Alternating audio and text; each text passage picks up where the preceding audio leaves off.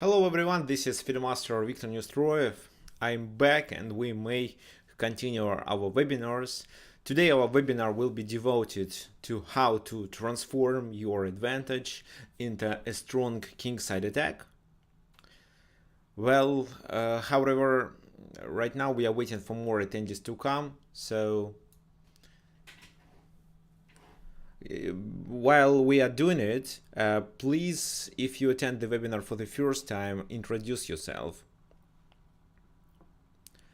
Tell me which country you are from and what's your ELO. It can be either FIDE rating or chess.com rating. I am also streaming this webinar on both platforms, on Twitch and YouTube.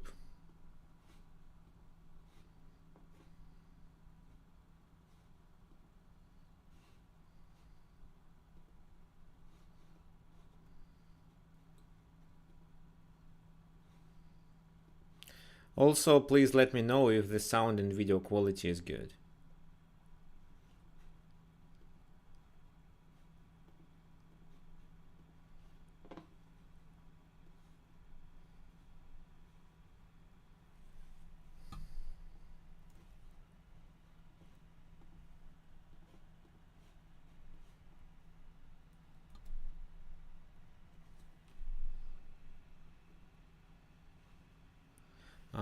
So I see some attendees on YouTube, just a few people on Twitch.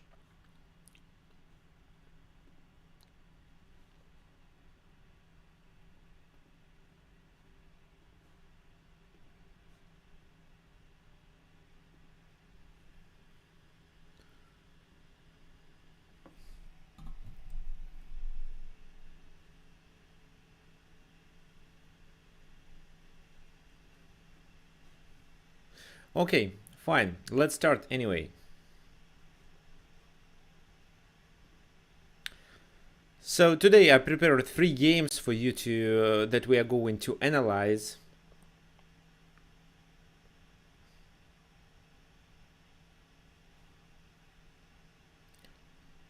In all these 3 games, one of the players was able to obtain a small advantage, which then he could transform into a kingside attack and successfully end with this attack and either gain the material or get a winning position or even checkmate or force the opponent to resign. So, first of all, I want you to understand that if you would like to succeed with the kingside attack, you should have the material advantage on the side where the enemy king is located. What means that more of your pieces should be there and just fewer enemy pieces should be defending the king. Most of them should be concentrated, for example, on the other side of the board. This is one precondition that you probably remember from our webinar where we were talking about the preconditions of the strong attack. And the other thing that also is important, sometimes it happens first and then you initiate the attack, or sometimes you think that you have already a material majority on the king side. So this thing is creating weaknesses into the enemy camp. So creating weaknesses on the king side. These weaknesses allows you to enter the enemy camp with your pieces and deliver some problems for the enemy king.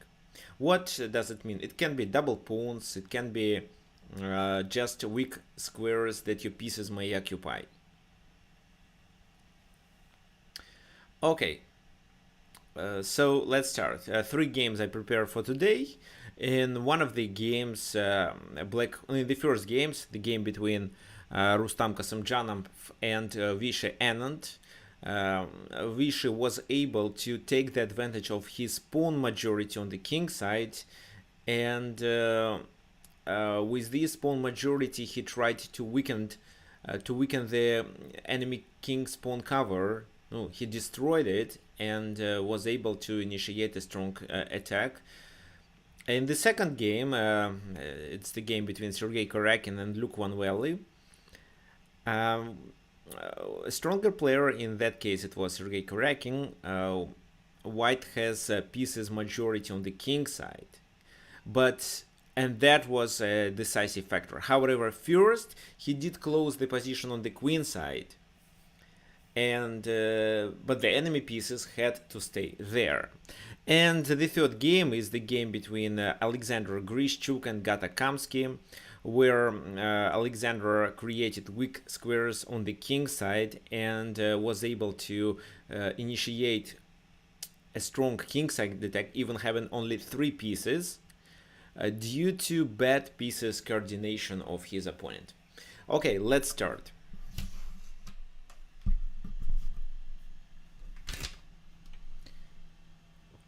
So the first game is the game between Rustam Kasimjanov and Vishay Anand. e4, c5, knight f3, d6, c3, lapping variation, knight f6, and here White decided to play this move. Another thing is, another move is bishop d3 with bishop c2 idea. Sometimes d3 is also playable, but bishop e2 is okay move because the pawn is not hanging. If black captures, they gonna blunder it queen e4 and lose the knight, of course. So bishop g4, d3, e6, knight bd2, knight c6, just a regular development, but this time black has better development, because the next move white played is of course a reasonable move, but at the same time kind of a slow plan. You know, slow plans work in close position, but if the position becomes open, then this maybe slow plan can result into a lag of pieces development. Knight f1, and as the result, black immediately opens the position. Well, the pawn is hanging and they have to take. In one of the games they played d5.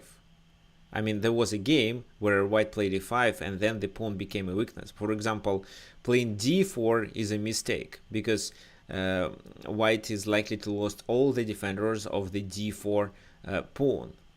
After queen b6, they can't protect on d4, and if they move the bishop, they lose on b2. Of course, e5 wasn't played, e takes d5. And this is where black decided to capture with the knight, which makes sense because the bishop is already developed, it's already on g4 outside the pawn chain. There is no need to take with the e pawn. One of the ideas of such a move was to attack the backward pawn on d3 later in the game. However, that wasn't the original plan. Queen e4 with a tempo, bishop retreats, knight g3, another tempo move. But here first black decides to play this intermediate move that was quite important for the game.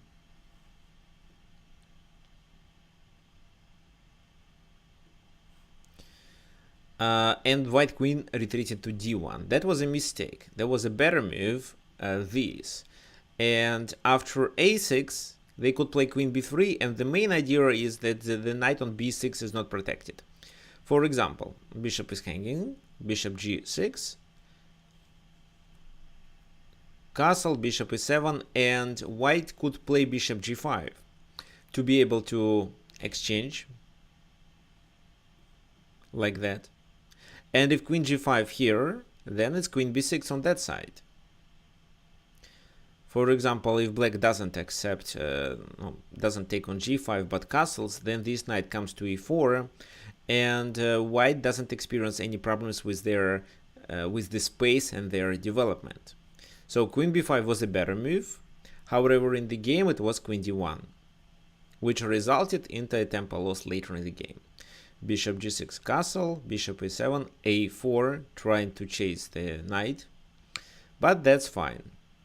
Black castled. Why black didn't play this move, a5, to stop it? Well, if a5, then after queen b3, the knight has to be protected with the queen, and the queen has to stay on d8.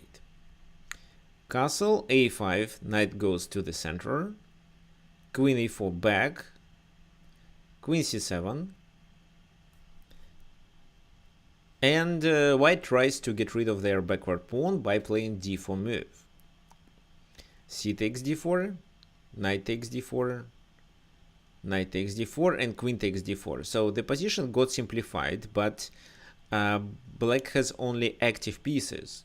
This bishop on e7 is good but requires some improvement, and of course the knight in the center. If they play something c4, yes, the knight is attacked, but, well, there are too many squares to enter the enemy camp in such a case. What do you think black plan should be? This is where black played a perfect move. Maybe, according to the engine, it's not the best move, but this move is really good and reveals one of the best plans of how to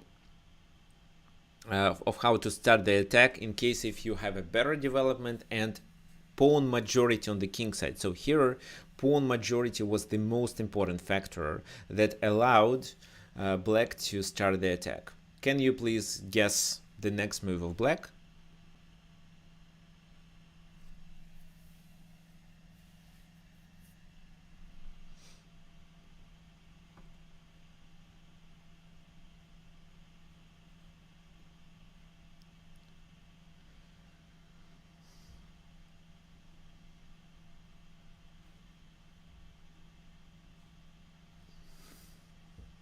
Come on, guys, what are your suggestions? How would you play?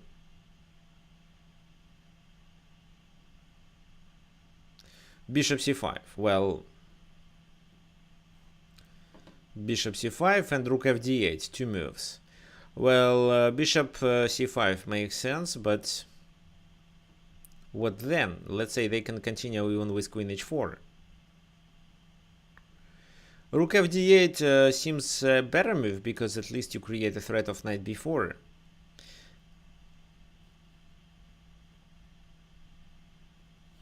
I think in this case they're gonna play queen c4, but rook fd8 is possible. I would suggest playing with this rook, but the pawn on a7 is hanging. Okay, guys, so you remember I told you about pawn majority on the king side. Another advantage that black has is a bad position of the knight on g3. However, the knight is about to jump on e4. That's why f5. Looks weird, but works, with the idea of playing f4 with the tempo. So something like that doesn't stop due to bishop c5, of course. Another thing you can do is bishop f6, and you see the bishop stays better on f6 when the pawn is already on f5. So what happened in the game? Of course they could try maybe something like that, but that didn't happen. Then bishop d6 with the idea of e5 later in the game. The knight is hanging at the moment. And if, for example, queen h4, you can play f4 and this knight is trapped, at least for a while.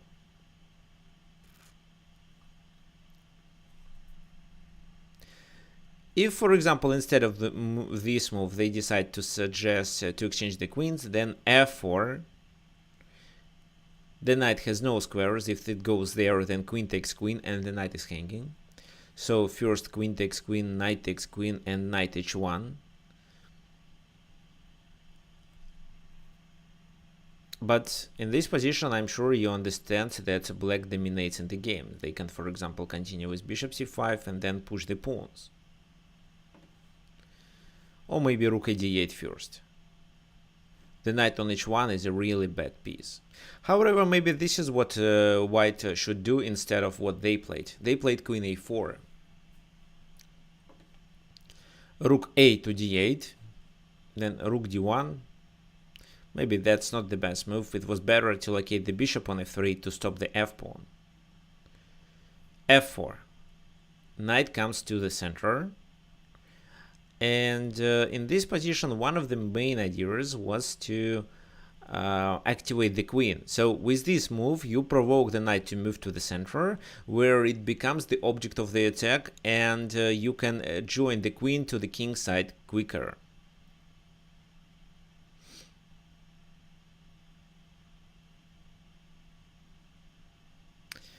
For example, if bishop f3 was played in the game, if something like that,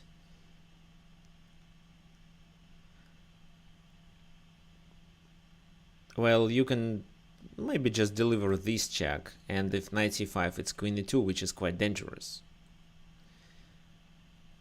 If king goes there, then probably a6 and the bishop stays on this diagonal. Bishop f3 seems to be a more natural move. Now I want you to guess the move of black, which they played on the next move. How to continue the attack. Here Vishy Anand played on both sides of the board, but the main idea was to affect what happenings in the place of action, which is here kingside. So this is our place of action.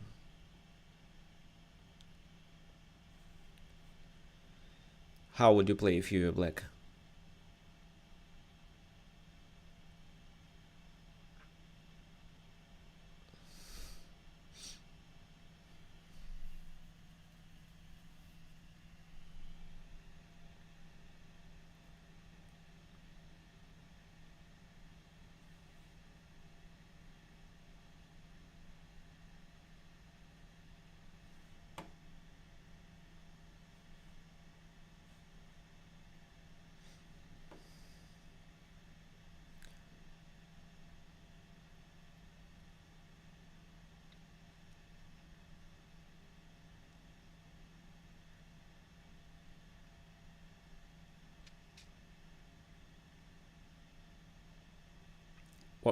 H5, okay, H5.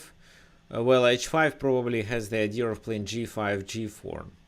Well, it's not bad. It's not, of course, the main move. Let's, for example, do this, then maybe Rook E1, and the queen has to move. Well, I'm not sure about H5. For example, Knight D2 and Bishop E4 is the next move. If Queen G5, they can just get Queen G5, then Rook E6. Well, maybe H5 is too risky. Do you have any other suggestions? No? Okay. It was B5. The idea of such a move is to get rid of the queen, because the queen is the second defender of that knight. For example, now in the game it was Queen C2, but if, for example, they capture and pass on, it's Knight B6. And this rook is hanging. These two pieces has to protect it.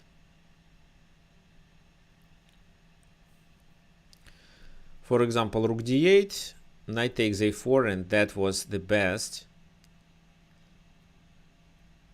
that white could find, but after Queen B5 they are still in the trouble.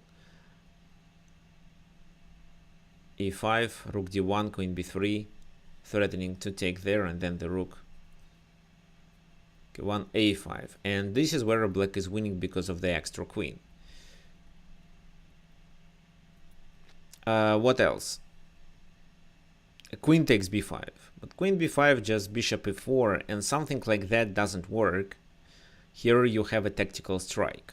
I'm sure you see it. It's just Bishop D3. You exchange the queens with this move. They take your queen, you take their queen.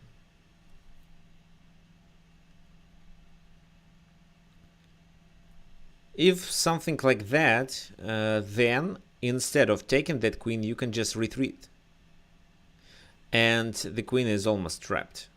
Your next move is Knight E3, for example, or just Knight C7. The queen is trapped.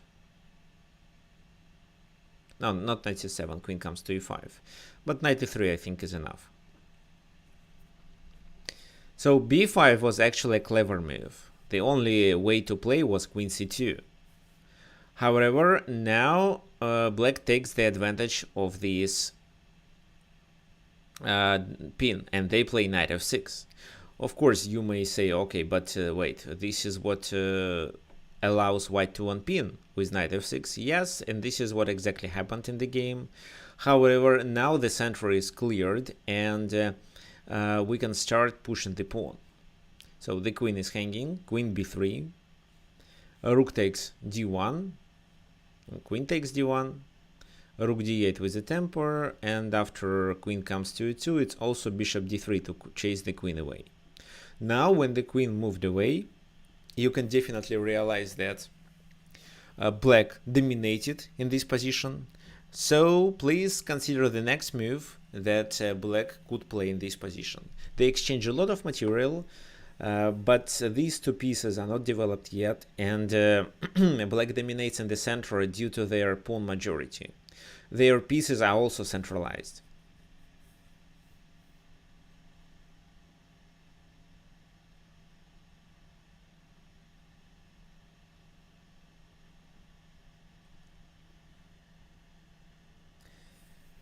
Yes, e5 looks good.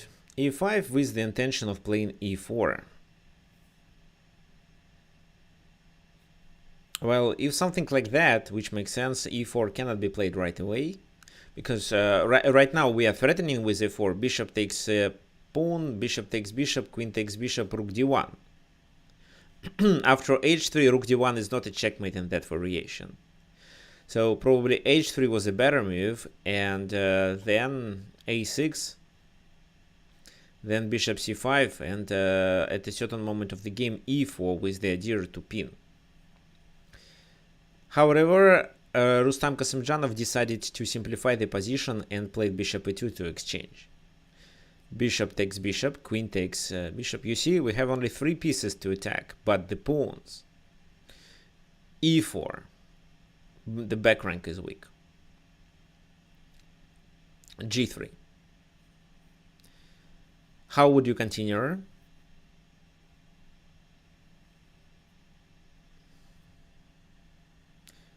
Okay, I'm glad that everyone who attended the webinars before step by step joins our webinar.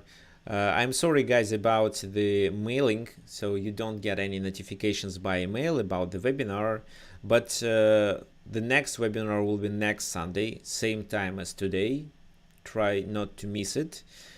And so I experienced a problem with MailChimp, that's why there is no mailing, but I'm sure next week the situation will be fixed. And maybe not all of you, but most of you will receive a notification about the webinar.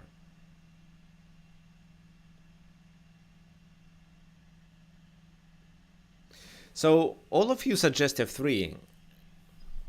Well, f3 is okay, but f3 opens the bishop. Queen e1, then let's say queen e6 with the idea of this move, but bishop comes there.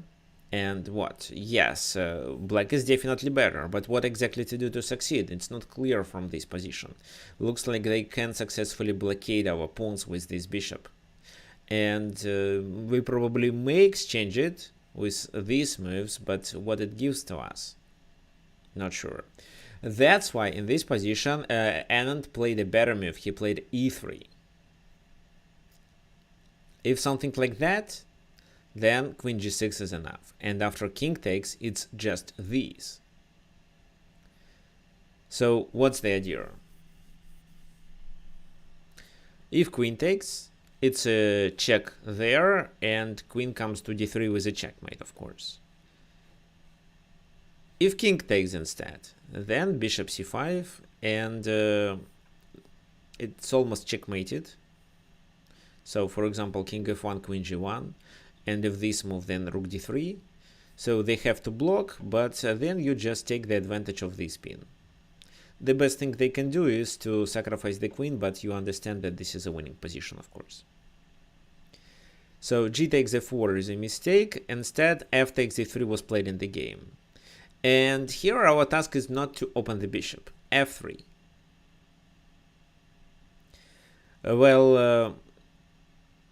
No, not this, because of rook d1. They could play queen f1 move, after which you win after f2.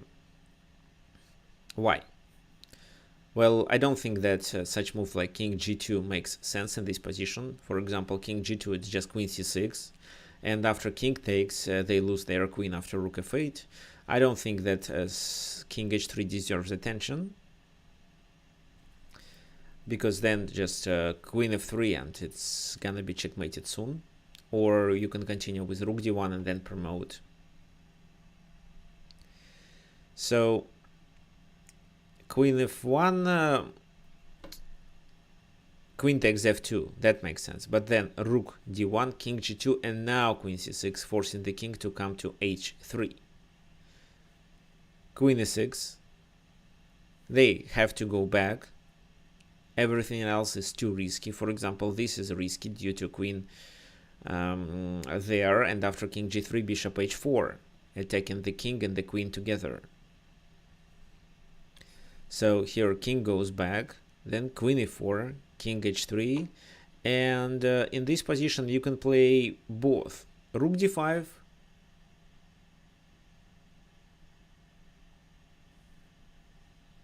and g5. Yeah, queen g2, queen e4. You mean king g2, queen e4, yes. And after king h3 you can play g5, for example, threatening with g5, which is a checkmate. And I don't really see what they can play in this position.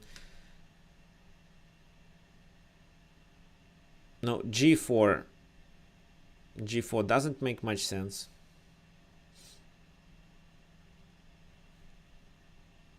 Just rook d6 is enough, and then these. Well, actually, yeah, instead of g5, let's play rook d5. I think this is just a better move. Rook h5 on the next step.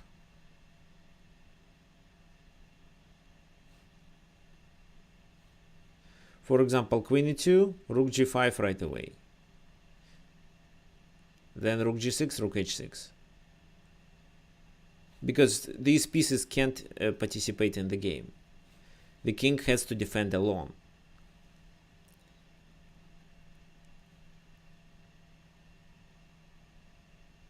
If g5 actually works as well, because after queen e2 we have h5, queen h5, then queen f5 check, and if they push the pawn, then it's a checkmate, and if they block here, it's a checkmate on f1. So actually g5 is also a good move. So what do we have? Queen f1 doesn't work, and this is what Anand was able to calculate.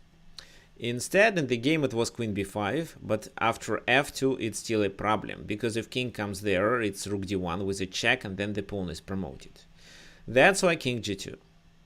Well, rook f8, threatening to promote or to play queen f3.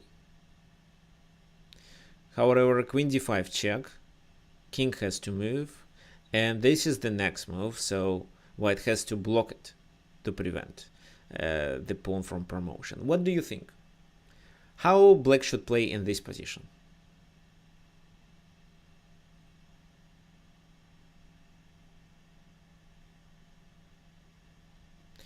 Yes, exactly. So this bishop and rook do not participate the game, and that's the main advantage.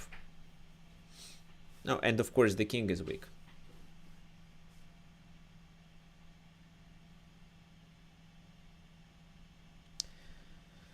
Well, rook d8. Not sure. Maybe queen h5 then, to cover d1 square. What else?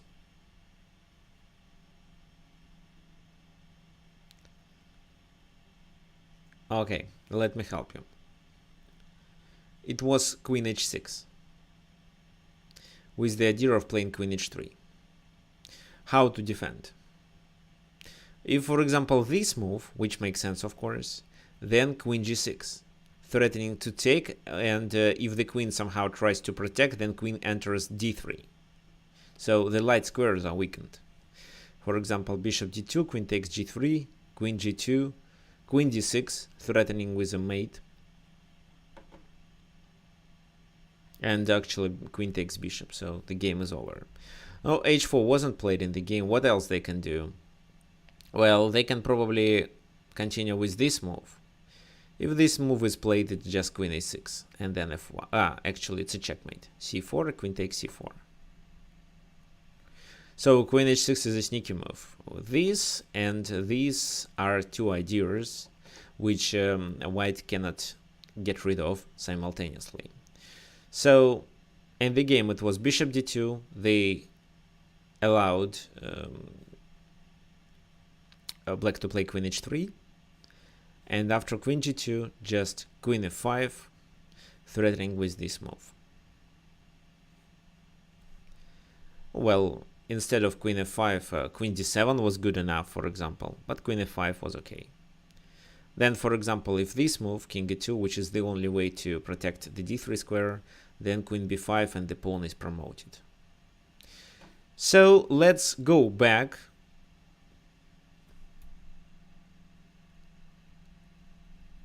And I want you to pay attention to this critical position where, or maybe not to this, but to this critical position where f5 was played. Can you imagine that such a weird way to advance the pawn, leaving the e pawn as a backward pawn here, helped black to convert their pawn majority into a strong attack and the initiative? The main idea was that the knight is the object of the attack, and if it comes to the center, then queen joins the attack with queen e5. For example, queen e4, no, this is what happened in the game. And then the e pawn came there, and to be able to ruin these two pawns, black played e3. That was another important thing. So if you want to get rid of the enemy pawn cover, you should offer pawns exchange. Okay, fine. So the next game is the game by Sergei Karyakin and Luke Van Valley.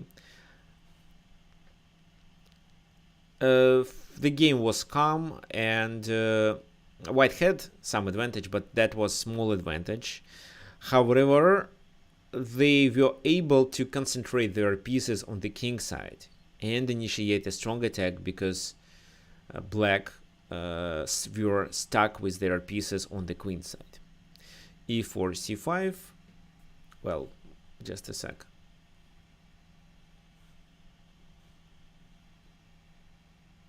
No, it doesn't show that who is playing. It's Sergei Karyakin against Luke Van Valley. I don't remember when this game was played, but it doesn't matter. So knight f3, d6, d4. It was actually neither variation. Bishop e3, the most popular move, e5, knight f3. So here Karyakin played knight f3, which is not common. Usually knight b3 is played. But probably he had some ideas in mind. Bishop e7, bishop c4. Oh, here b5 is, for example, a blunder, isn't it? How would you play if you were white in this position?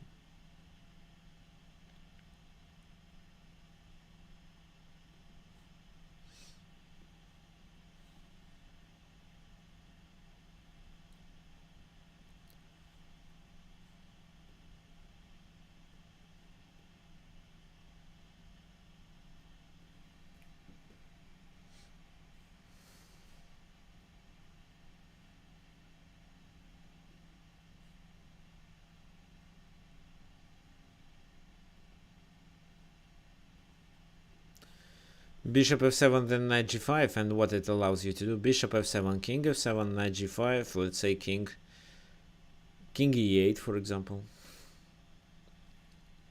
No, it doesn't work. So in this position, you instead, well, maybe somebody on YouTube suggests the right move. No. Here you may play bishop d5, attacking the rook, and the rook is trapped. And if they take on d5, you replace it with the queen and still attack the rook. So bishop c4, they castled, white castled, and knight c6 was played. So white just developed their pieces naturally. Rook e1, b5 finally was played, and this bishop retreats to f1, because on b3 it's under the attack of knight a5.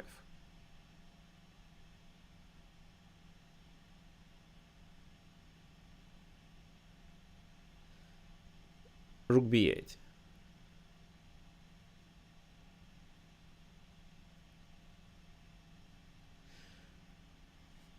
No, you see here d5 is the main square. White should fight for it. That's why they played bishop g5 with the idea to exchange and occupy this square.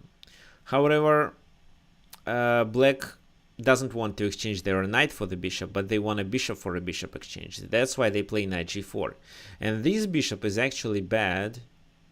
That's why white did the right thing when they decided not to exchange it, but to retreat back to c1. Queen b6, threatening there. Queen d2.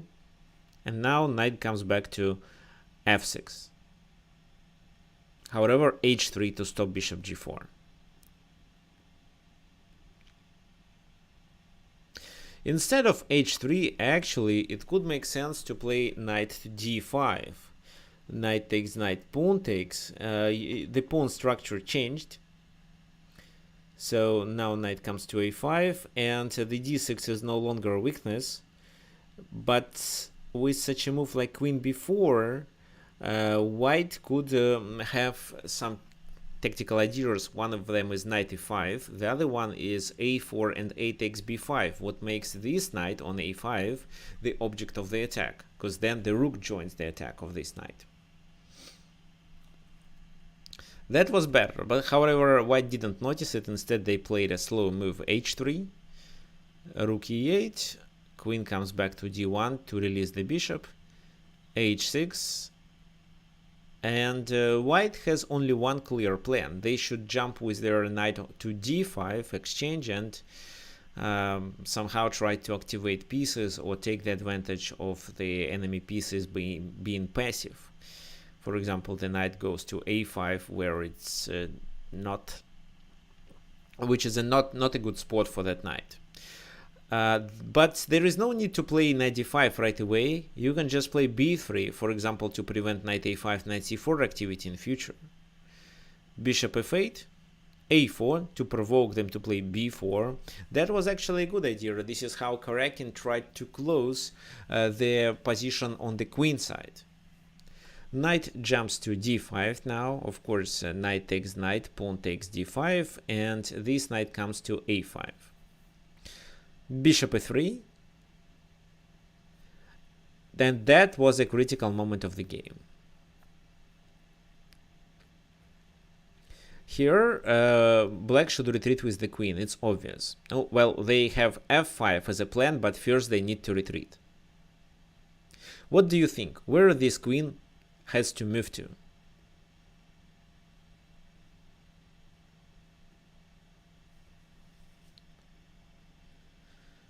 It's quite important to find a good spot for the queen, because in terms of the next plan that white is going to apply. So just let's find a good spot where this queen may disrupt white plan.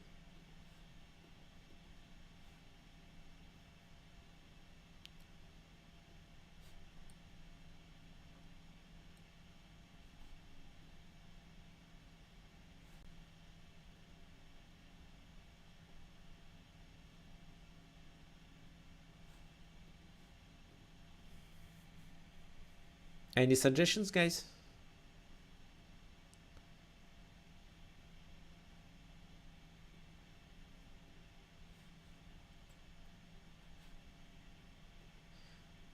Queen d8? Well, no. I will explain why. In the game it was queen c7 played.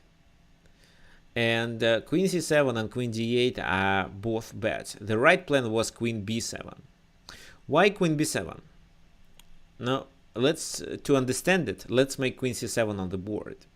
What do you think? Which of white pieces has to be improved? So, which white piece doesn't show any activity and requires improvement?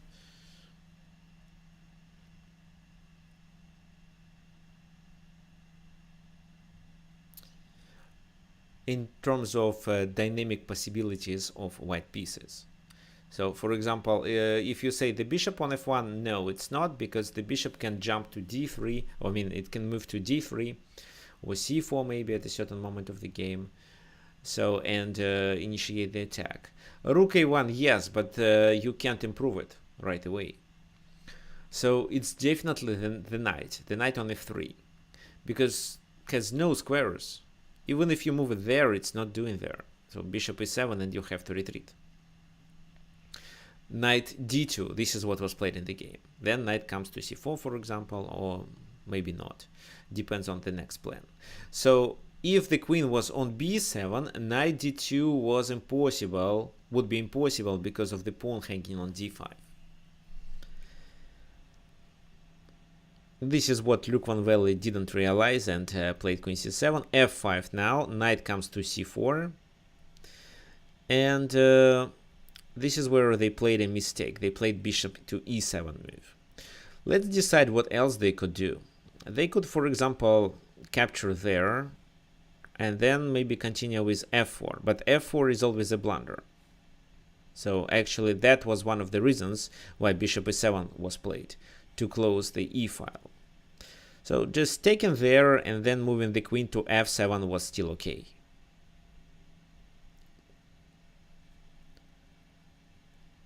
However, bishop e7 first. What do you think? What is the next move that Karakin played? What's wrong with bishop e7? Oh, yeah, it's a slow move, but how to take the advantage of it?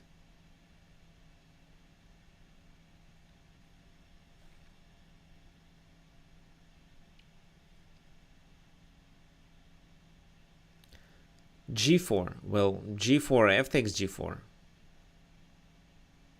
Oh wait, g4, f4 actually. This is even stronger. No, I don't think that you can. Yeah, but you can play queen h5. That's right. So you bring the strongest piece into the attack and at the same time gain a temper. And if, let's say, they play bishop d7 to protect, how would you continue with white? This is what Sergei Karakin, of course, calculated.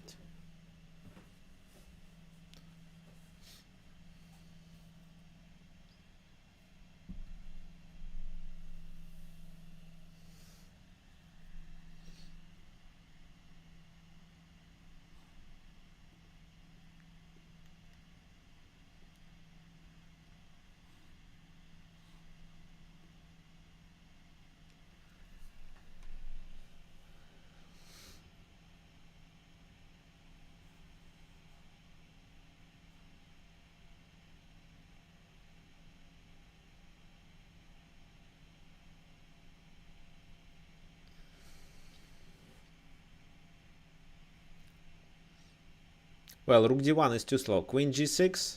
I think queen g6 is also a slow move. For example, if you play queen g6, then what? Ah, f4. f4, of course.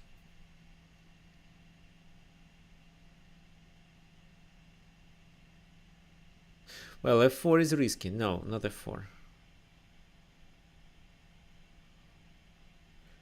Maybe rook f8. Oh, maybe f this move. No, actually, you can play better. In this position, you can play better. You can play bishop h6 right away and gain the pawn. For example, if g takes h6, it's check. Doesn't matter where he goes.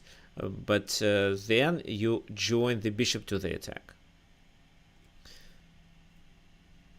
For example, like that. Knight a5.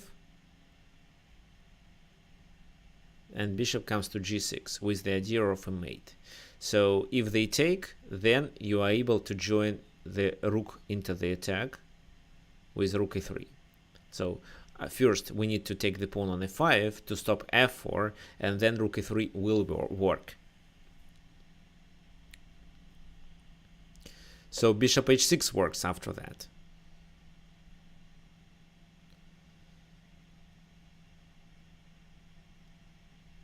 And if the king goes there, I don't think it changes anything. Take, and in this position I think you can just play rook e3 right away, because after f4, bishop d3 with queen h7, queen h8, or bishop h7, of course. like let's say knight c4, bishop h7. If he goes there, it's a checkmate like that.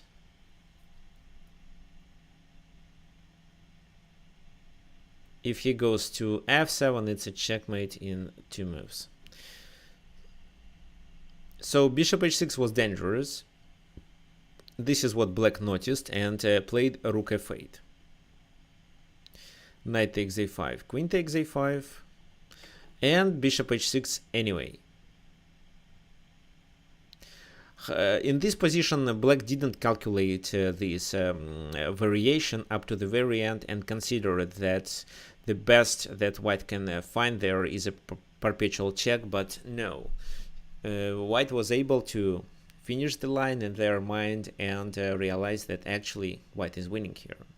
So how to, we were already talking about sacrifices into the attack, and I told you that the main factor that allows you to think about a sacrifice into the attack is material majority on the king side. If you have material majority, you should consider a sacrifice to be able to expose the enemy king and then take the advantage of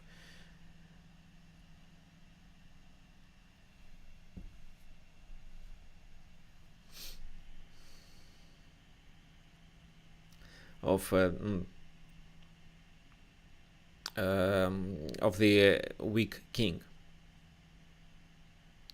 So g takes h6 was played, and in this game it was like that. Queen and bishop are already into the game and the king has to defend alone. Plus white has a potential of joining these two pieces into the game with these moves. So g takes h6, check, and take the h6 pawn. Another check, king goes to the corner. And what do you think? Which piece may join the game which piece may join the attack to be able to checkmate, to let white to checkmate?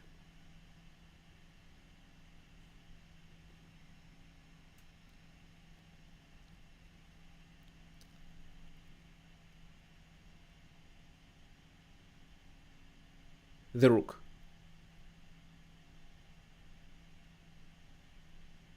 How the rook should join? Rook e3, you mean? Because you may say, okay, maybe you may consider rook e5 here, but no, actually, if d takes e5, it's fine. Queen h6, king g8, and then d6, threatening with bishop c4, and the game is over, actually. For example, queen d8, bishop c4, rook f7, and then just, d takes e7 is okay, because after queen takes, it's queen g6, king goes there, bishop f7, queen takes there, and after queen d6, white wins because of extra exchange. So, but the problem is that rook e5 is not the best move, because then black may ignore this sacrifice and continue with queen d8 and successfully defend their position. Well, after rook e3, I still think white has a lot of a lot of attacking potential, but I don't see a clear victory. That's why rook e3 first. To stop it, f4 should be played, but f4 allows us to play either bishop d3, which is not the best move in this position. F4 allows us to play rook e5 with the idea of rook h5. So rook e5, and now in case of queen d8, just rook h5, checkmate. What else can be done? Rook f6, queen h5, king goes to the g file, rook g3, he goes there, and then it's a checkmate in 2. So f4 was played in the game, rook e5, d takes e5, queen h6, king goes there, and d6, and the line that I just demonstrated successfully worked in this concrete position. If, for example, this move, then you win because of queen h7 and queen takes e7. What else? Rook f7 was played in advance, but then bishop c4. They played bishop f5 to stop queen g6 because queen g6 is the main threat. However, can you please tell me No, I just demonstrated. If queen d8, it's d takes d7, queen takes d7, and queen to g6 to promote. So rook f7, bishop c4, bishop f5, d takes d7, and then they resigned. Why? Well, first of all, they lose everything. For example, queen g5, king has to move away, and bishop f7, after which you promote. This is the threat. Maybe e4 can be played to protect. Well, if so, it's enough just to play queen f6 and take the advantage of the pin. If, let's say, queen c7, well, then it's queen g5. So what this game demonstrates? First of all, white focused on the queen side, and most of the enemy pieces were located there. Then white provoked black to play f5, which weakened the king side, and led our queen to join the attack and get the material majority on the king side, which automatically allows white to calculate a sacrifice. And here white was better in calculation. He calculate the line to the very end and found that actually, yes, due to these two pieces, white is able to succeed with the kingside attack. Okay, the next game I'm going to illustrate is the game between Alexander Grishchuk and Gata Kamsky. It was Rui Lopez played. In this game, white had just a few pieces to attack, to join the attack, but they already weakened the king side of black. And another important advantage that white had was a bad coordination between the enemy pieces. Okay, so this is one of the lines of Rui Lopez. Not the main one, of course. d3, a3, and knight c3. This is how modern grandmasters, this is how top grandmasters play this variation. Because in the main line where c3 and d4 is played, white realized they have no advantage if black remembers everything. If I were playing Rui Lopez, I would consider c3, d3, knight d2, knight f1, and knight g3. A long plan. With the idea of playing, with also a plan to move the pawn to a4. However, nowadays knight c3 is more popular. Rook e8. Knight comes to d5 to exchange the knights. Bishop comes there to create a pin. Queen c8 to unpin, but c3. And after knight d8, white decides to take the control over the center with d4 move. While in this position, there are several moves that could allow black to continue playing approximately equal position, but they decided to choose not the best one. They played this move, which was a mistake. A better move was, I think, maybe bishop d5 maybe is a better move, but probably black didn't like that the knight is restricted. So they played bishop f6. How would you react?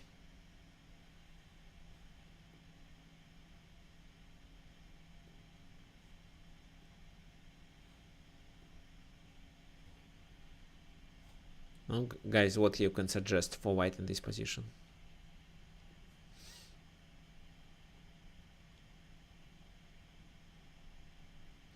By the way, one thing that I should definitely do.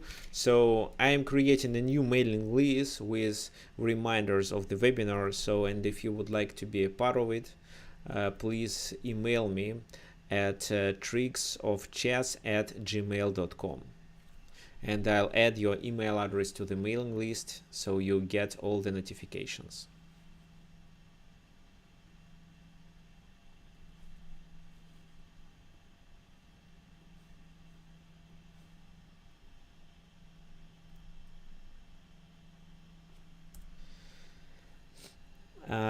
Okay, so Parallax suggests d takes a5. Well, d takes a5, maybe what? D takes a5. Well, that makes sense. However, I don't want to open the position too early, especially if white considers a kingside attack. Bishop b7, then d5, making the bishop bad. Well, that makes sense. Well, bishop b7, knight b7, I think, and if you play d5, this knight comes to c5. Well, it doesn't look good. Queen b3, just bishop d5, I think. No, it's knight h2 with the idea of knight g4 to pressure this knight, and also you may consider some sacrifices on h6. E takes d4 was played. Knight g4 first, and accepting the second pawn was a blunder. Could be a blunder, of course. Knight f6, and then just bishop may take there, queen f3, and so on.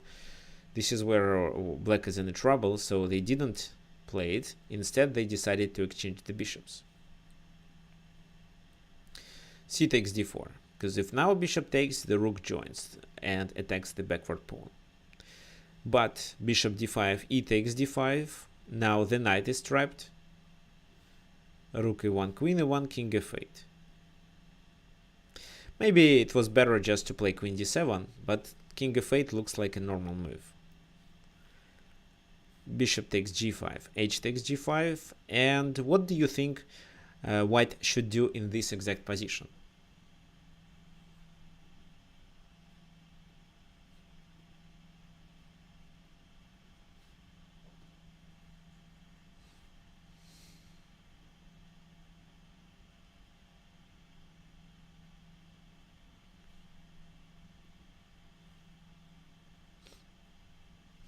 No, queen e3 and then rook e1. This is what exactly Alexander Grishchuk played. However, it wasn't the best option. Instead, he should force the enemy pieces to get to really bad positions where they can't join the king side. It could make sense to play rook c1 first, with the idea to pressure c7 pawn. For example, queen d7, queen c3. And if rook c8, it's just queen a5, and a6 is now hanging. For example, rook e8 just faces with rook c7. Instead, after queen c3, they could play rook a7, and if so, then queen e3. So you see, the main idea was to force the rook to get to a7, where it's not doing anything, and only then continue the kingside attack with queen e3. However, Grishchuk played queen e3 first. f6. The light squares are weakened, and this is how we may enter the enemy camp. However, if we play this move right away, then knight f7 can be played. So rook e1, queen d7.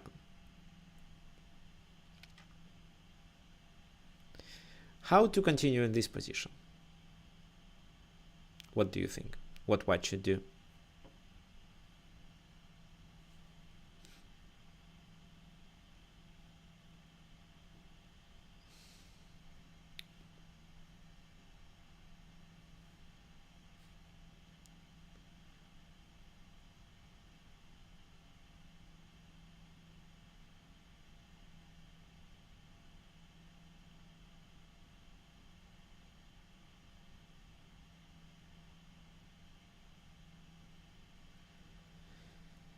f4. Well, your idea is correct. However, the move is wrong.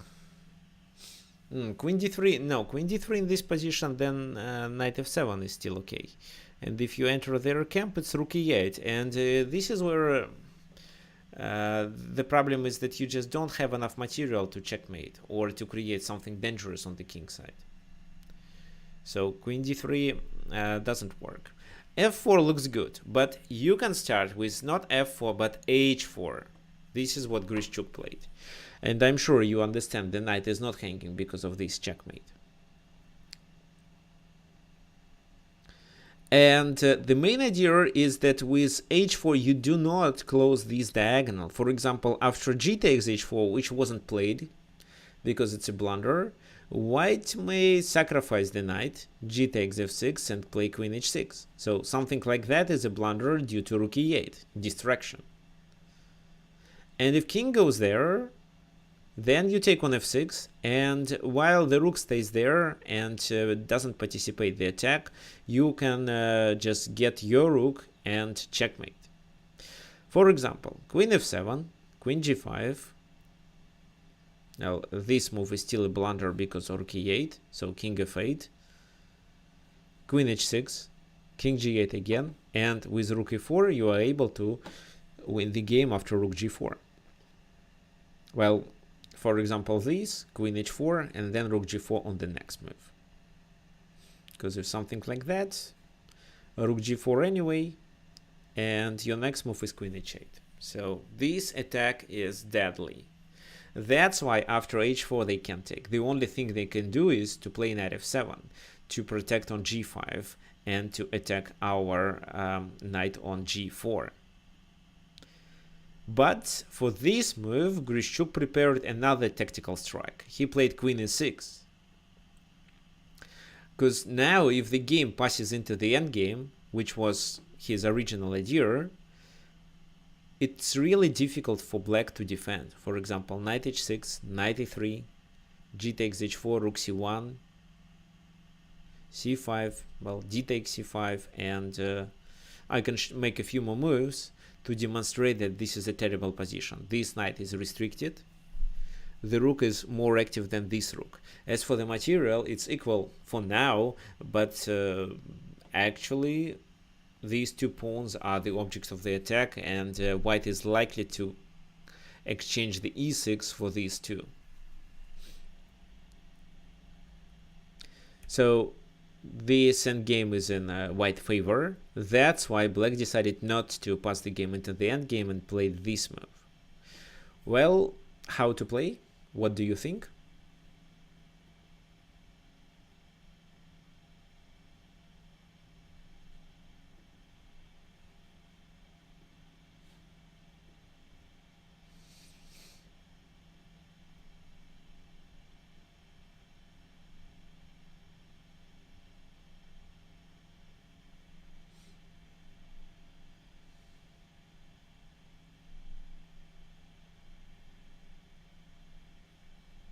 Guys, what's your opinion? How to reinforce your attack?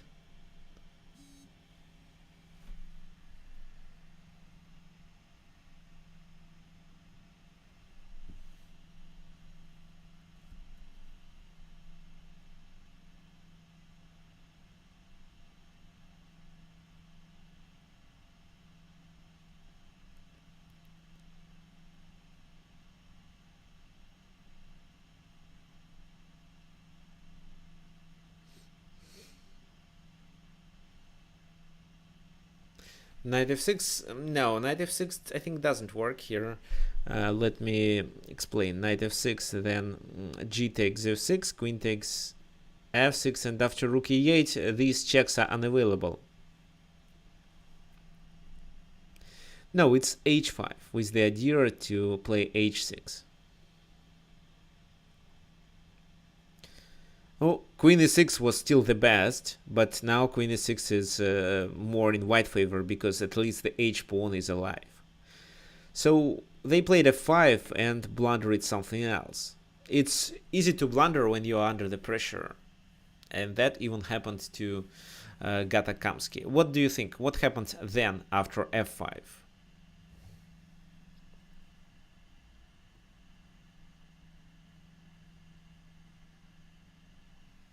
Here, bad coordination of black pieces allows white to succeed with a tactical strike.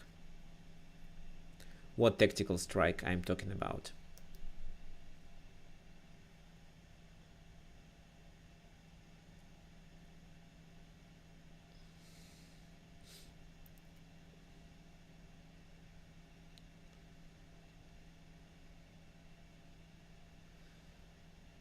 Well, h6. No, h6 doesn't work because they may take our knight on g4.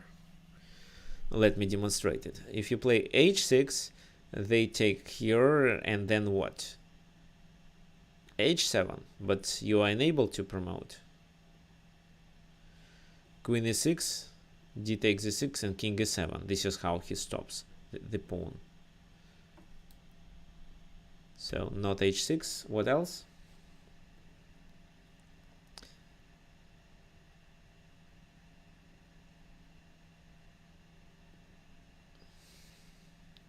Okay, let me help you. It's knight to f6.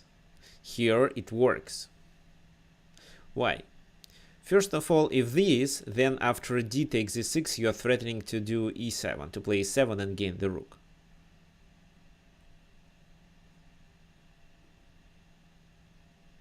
And if they play something else, let's say what, king e7, then knight d5 and d7 anyway, or e takes f7. So the queen has no squares to escape, they have to take on f6.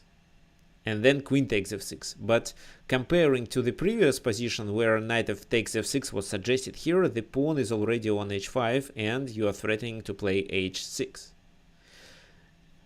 How to play? In the game it was rook e8 and white continued with rook e6. So taking right now means to lose the knight. If rook e7, then h6 wins. Because with this move you are threatening to checkmate and you are threatening to promote as well. Queen d8 was played in the game. However, just queen f5. g4, and after rook f6, they are in real trouble. They have to defend it. So rook e1 doesn't make much sense. King h2, queen e7. Again, you can succeed with h6. If queen e7 here, still h6 right away. So rook e7 was played, but after h6 it's the same story, h7 and so on. For example, queen d7, then you can play just queen to g6, threatening a mate. And if not a mate, then you can play h7, sacrifice there, and promote. So white is completely winning. Yeah, queen e7 was covered here. Queen e7, h6, and then there is nothing that can be done. This is the next move to checkmate. H7, no, not h7 because of king g7 and king comes there. Queen g6 is the next move. And the queen has to stay. No queen e4 is possible because the knight is hanging. So if speaking about this game, I want you to understand that here black had weaknesses on their light squares that allowed white to enter the enemy camp. For example, you can find it in this combination after queen e6 and d takes e6 when the knight came to e3 to control these two f5 and g4 squares and could potentially jump to f5 or d5. Also, there was a line when the queen could move to h7. It didn't work in the game, but if black played in a different way, that was one of the ideas. Also, I want you to remember this attacking maneuver with the pawn to h4 to open the diagonal and succeed after knight f6. But that was the main idea, to advance the h-pawn to be able to use it as a passed pawn, and because of this passed pawn, this tactical strike was possible. Okay guys, do you have any questions? So today on this webinar I demonstrated 3 games when every time one of the players had the material majority on the king side to be able to continue their attack. But in the first game they were able to get a pawn majority and take the advantage of a bad place, knight on g3. In the second game there was a material majority on the king side, but before doing it white forced black pieces to stay on the queen side. And here we created weaknesses, and we are able to continue the attack with h4. However, it was much better to play rook c1 in this position and force the enemy rook to get to a7 and only then continue the attack, because the rook on a7 is useless. So I want you to remember that the next webinar will be next Sunday. What you should do not to miss it. Same time, please enter Twitch or YouTube to find it. You can also follow my blog on chess.com. Let me provide you with the link.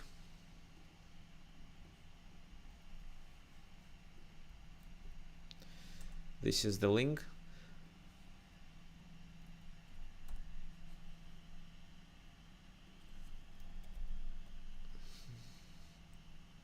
You can also follow me on Instagram or Instagram and of course Twitch. You can also find this information on my webinar. Please invite your friends if you enjoy the webinars, because due to the problem with mailing, unfortunately just a few people attended, not 20 or 30 like it was before. And finally, the link to my Instagram.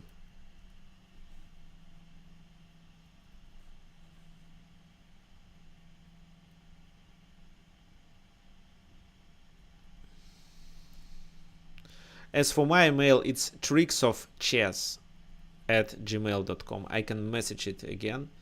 So tricksofchess@gmail.com.